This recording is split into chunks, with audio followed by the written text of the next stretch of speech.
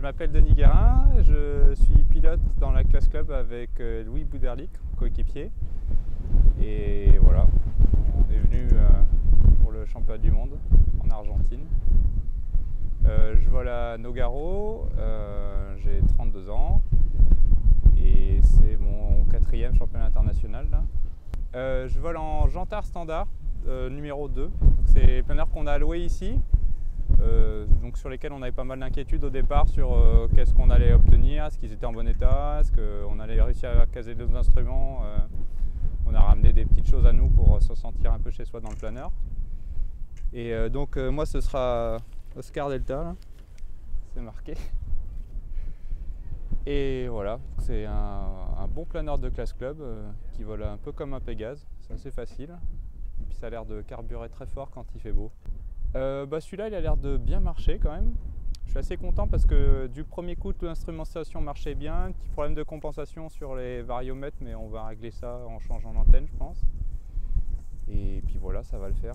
Non, c'est agréable, comme prévu. On en avait fait l'année dernière déjà pendant le pré-mondial et on retrouve exactement la même chose.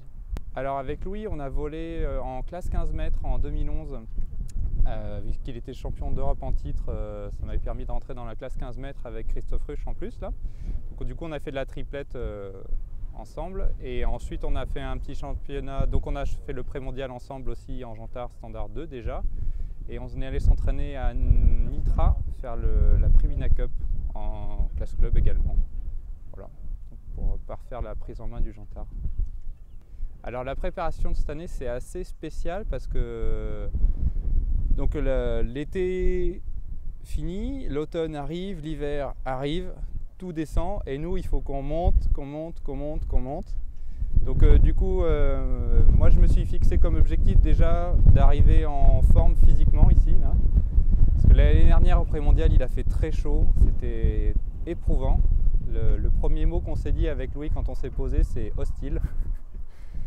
Et du coup je me suis mis à courir, ce que je faisais pas avant. Une fois par semaine, puis 2 fois par semaine. Et puis j'ai changé mon rythme alimentaire aussi depuis novembre pour essayer de perdre un peu de poids et puis arriver en bonne forme physique ici, quoi.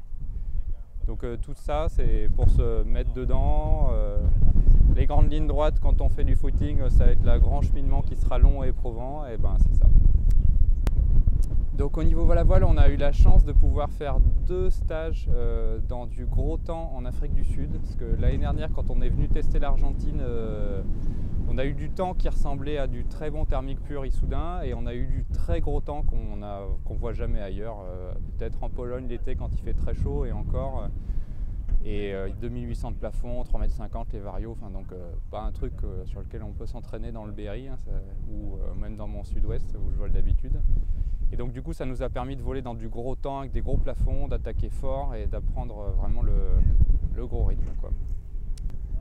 Ça représente beaucoup de temps déjà pour commencer. On y pense très souvent, le matin, le soir.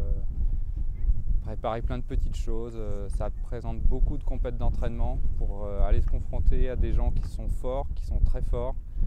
Essayer d'améliorer son niveau, de se comparer avec des gens encore plus forts qu'au championnat de France.